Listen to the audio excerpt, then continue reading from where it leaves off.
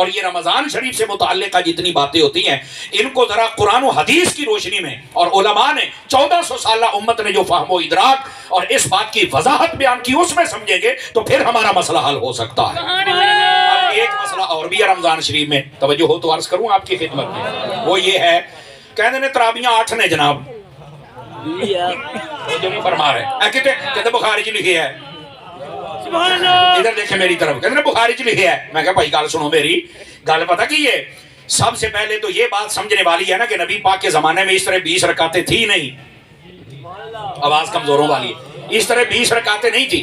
یہ محبوب کریم صلی اللہ علیہ وسلم آپ قیام اللیل فرماتے تھے۔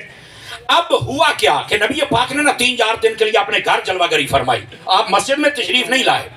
آپ جب گھر تشریف لے گئے نا تو صحابہ کرام نے کہا حضور آپ رمضان میں مسجد میں جلوہ گری فرماتے تھے اور یہاں آ کر آپ یہ فرمایا کرتے تھے عبادت ہم آپ کے ساتھ ہوتے تھے، تو میرے کریم یہ ارشاد فرمائیے آپ گھر کیوں تشریف لے گئے؟ جملے کا لطف لیجئے گا، میرے حبیب کریم علیہ السلام نے فرمایا اس لیے میں گھر چلا گیا کہیں یہ عبادت جو قیام اللیل کی تم پر فرض نہ ہو جائے، میں اپنی امت پر آسانی اور شفقت چاہتا، اس لیے نبی پاک علیہ السلام گھر میں تشریف لے گئے۔ سمجھ آ رہی ہے؟ اگر نبی پاک آتے رہتے تو حضور کی اس پسندیدگی کو دیکھ کر شاید عمر پر یہ فرض یا واجب کر دی جاتی، اس لیے میرے حبیب پاک علیہ السلام آپ گھر میں جلوہ گر ہو گئے۔ یہ دوسری بات، اب تیسری بھی سنیں گے حضرات، آپ ذرا بڑے غور سے سننے والی بات۔ تیسری بات، حبیب کریم صلی اللہ علیہ وآلہ وسلم آپ کے پردہ فرمانے کے بعد صدیق اکبر کا دور آیا، صدیق اکبر کے بعد فاروق اعظم کا دور آیا۔ فاروق بیٹے بیٹھ جائیں پلیز پلیز تشریف رکھیں، مہربانی آپ۔ فاروق اعظم کے زمانہ اقدس و انور کے اندر غور سے سنیے گا ہوا کیا، لوگ اب چکے اسلام بڑھ رہا تھا، پھیل رہا تھا، 22 لاکھ مربع میل پر یہ اسلام پھیل چکا تھا۔ اب لوگ مدینہ شریف میں بھی آتے تھے، اب رمضان شریف میں ایک زیادہ ہی رجحان ہوتا ہے، اب جب لوگ بڑی کثرت سے جمع ہوتے نا تو اب یہ تھا کہ رات کو قیام اللیل کریں۔ اچھا سارے مسجد میں کھڑے ہیں، کوئی الگ پڑھ رہا ہے، وہ الگ پڑھ رہا ہے، وہ الگ پڑھ رہا ہے، وہ اپنے حساب سے لگے۔ فاروق اعظم نے فرمایا اے سارے جنے رل کے میری گل سنو نا ایک باری، وہ سارے آئے، آپ نے فرمایا آپ جو کلیاں کلیاں کرنے تو کی خیال ہے آپ کٹھے نہ عبادت کر رہی ہے؟ سمجھ آ رہی؟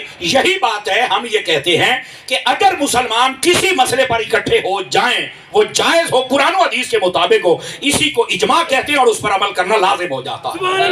اب یہ تو صحابہ اور اہل بیت کا اجماع ہوگا جس پر سبھی متفق ہو کر کسی نے انکار نہیں کیا۔ اچھا اب اگلی بات، کہتے ہیں اپنا سارے کٹھے ہو کے جماعت دے نال ہی پڑھیا کریں گے، چلو نبی پاک نے تو ہم پہ فرض نہیں کی لیکن کم از کم ہمیں تو ایک طریقہ متعین کرنا چاہیے جو قیامت تک کے مسلمان ایک طریقے پر جمع ہو جائیں۔ اگر کوئی کہنے اے کیڑا ضروری جو نبی پاک نے نہیں کیتا تو یہ کیوں پہ کر دینے، تو میں کہا نبی پاک نے تو قرآن بھی کتابی شکلیں نہیں دیتا سی تو پھر کتاب اتنے کیوں جمع ہو گئے ہو؟ یہ سے یہ تو امت دی آسانی سی، تو میں کہا 20 رکعتاں بھی امت دی آسانی سی نا، یہی تو بات عرض کر رہا ہوں بھائی، یہ امت کی آسانی کے لیے کیا ہے۔ اچھا اگلی بات بھی سنیے گا، اب یہ 20 رکعتیں کیسے آ گئی؟ اس میں 2 مین وجوہات ہیں۔ پہلی وجہ، حضرت فاروق اعظم نے کہا نبی پاک کی ازواج طیبات جتنی حضور کی بیویاں ہیں ہماری ماں، ان سب سے پوچھو کہ نبی پاک رمضان کے دنوں میں کتنی کی عبادت فرمایا کرتے تھے۔ اب ساری ازواج طیبات سے جب پوچھا گیا نا تو ایوریج رکعت 20 رکعتیں نکلی۔ ایوریج رکعت کتنی نکلی؟ 20 رکعتیں۔ تو فرمایا ان 20 پہ ہم متفق ہوتے ہیں۔ اور دوسری وجہ ایک تو یہ تھی کہ سب سے جب کومنٹس اکٹھے کیے نا تو 20 رکعت ایوریج نکلا تو 20 پر اتفاق کیا۔ دوسری وجہ یہ تھی قرآن مجید اور یہ 30 دن روزے اور 20 تراویحاں اور ہر تراویح میں اگر ایک رکوع پڑھا جائے آخری 20 جو چھوٹی صورتیں وہ چھوڑ کر، تو اگر 30 روزے 20 تراویحاں ہر رات کی جائیں، ایک ایک رکوع پڑھا جائے، ادھر سے رمضان ختم ہوتا ہے، ادھر سے رب کا قرآن بھی ختم ہوتا ہے۔ نعرہ تکبیر، نعرہ رسالت، نعرہ تحقیق، نعرہ حیدری، نعرہ غوثیہ، علماء حق اہل سنت۔ تو یہ دوسری ایک مطلب اشارہ ہے اس کے اندر کہ یہ 20 رکعتیں ہی کیوں ہیں۔ اور پھر اگلی بات بھی سننا، توجہ ہے حضرات کی کہ کوئی نہیں ہے؟ کئی بندے بالکل سبحان اللہ نہیں فرما رہے، سبحان اللہ بڑھ دی ہے 20 رکعتیں پڑھ ہو جانا ہے تو مسئلہ نہیں ہے۔ اب یہ سنیے بات کیا ہے۔ रहमत आलम सल्लल्लाहु अलैहि वसल्लम आपके सहाबा ने और बिलखुसूस हजरत फारूक आजम रजी अल्लाह तआला आपने उम्मत को जमा किया और इस उम्मत के अंदर जितने सहाबा और अहले बैत सारे मुत्तफिक हो गए, किसी ने इनकार नहीं किया। इसलिए ये 20 रकात नमाज तरावी ये सुन्नत है। क्या है? ये सुन्नत है। अगली बात भी सुनिएगा, ये असल मसला है। अब हदीस क्या पेश की जाती है? तराबियां 8 ने, तो मैं क्या 8 होंदियां तो सहाबा कराम चो कोई तो कहंदा भी 8 भी हैगियां ने।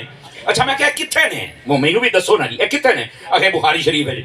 अब आपको मैं ओपन चैलेंज करता हूं, आप बुखारी शरीफ खोलें, वही हदीस निकालें जिसके अंदर ये लिखा कि 8 रकाता ने तराबियां दियां। मैं क्या उत्थे लफ्ज़ तराबी विखा दो। तुम्हारी मर्जी है जनाब, सुभान अल्लाह ही बोल गए हो जनाब। ओपन चैलेंज, आप लफ्ज़ तराबी दिखा दें। और दूसरी बात ले, इस तो भी बड़ी गल करन लगे, वो पता क्या है? 8 रकातें, उसके अंदर ये लफ्ज़ मौजूद है कुल्ला लैलतिन, कि नबी पाक हर रात 8 रकातें पढ़ते थे। तो मैं क्या हर रात ते रमजान दी नहीं ना, रमजान ते एक महीना हुंदा है, ते हर रात वाला की मसला है? कहंदा है तो नहीं मैनू पता। तो मैं क्या पता हुंदा ते सुननी ना हुंदा।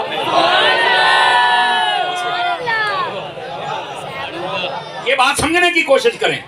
जज़ाकल्लाह, अल्लाह आपको बरकत अता फरमाए।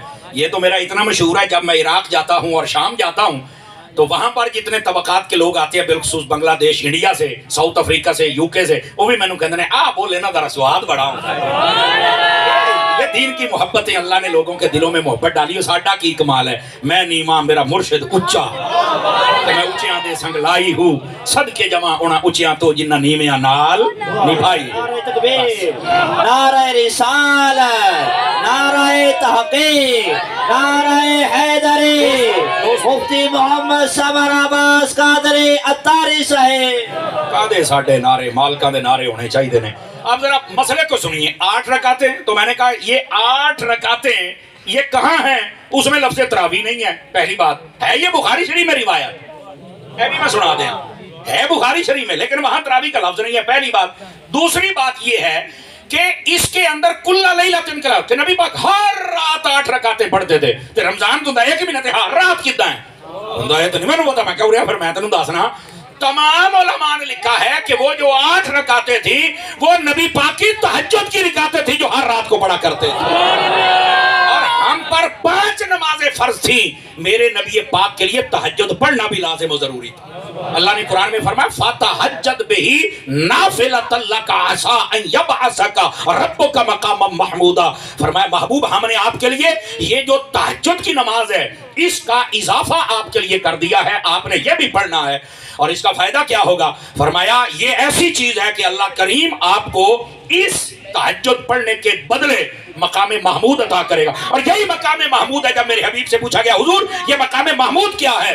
फरमाया इसी मकाम पर जब अल्लाह मुझे अता करेगा तो मैं वहां पर सजदा करके अपनी उम्मत की शफाअत करूंगा। समझ आ रही है? ये मकामे महमूद है महबूब पाक सल्लल्लाहु अलैहि वसल्लम को जो अता किया। तो मेरी जान यहाँ पर तो हर रात के लफ्ज हैं और ये तो हर रात में तहज्जुद की बात हो रही है। तो आप तराबियां वाले पास लेके आ गए हैं। आवाज कमजोरों वाली, आवाज कमजोरों वाली। तो मैंने 2 हदीसें इसलिए बयान की, एक तो रोटी खान पीने वाला मसला हल हो जाए, दूसरा तराबियां वाला हो जाए। पढ़नी चाहिए। और ये 20 रकात अगर रोजाना पूरी कर लेना तो जैसे उलमा फरमा बस औकात लोग पूछते ने ए जी तराबियां तो बगैर रोजा कोई नहीं होंदा। तो मैं क्या सालन तो बगैर रोटी को नहीं खा होंदी? कहता खा तो होंदी, मजा नहीं आउंदा। मैं क्या इदा ही रोजा हो जाता पर स्वाद नहीं आउंदा। अगर स्वाद लेना तो तराबियां पढ़ लो। हाँ आ गल है। मैं क्या आई गल तो ये एक चीज दूसरे के साथ कनेक्ट होती है ना, तो जब ये कनेक्ट हो जाएगी तो आपको ज्यादा बरकत और फजीलत मिल जाएगी।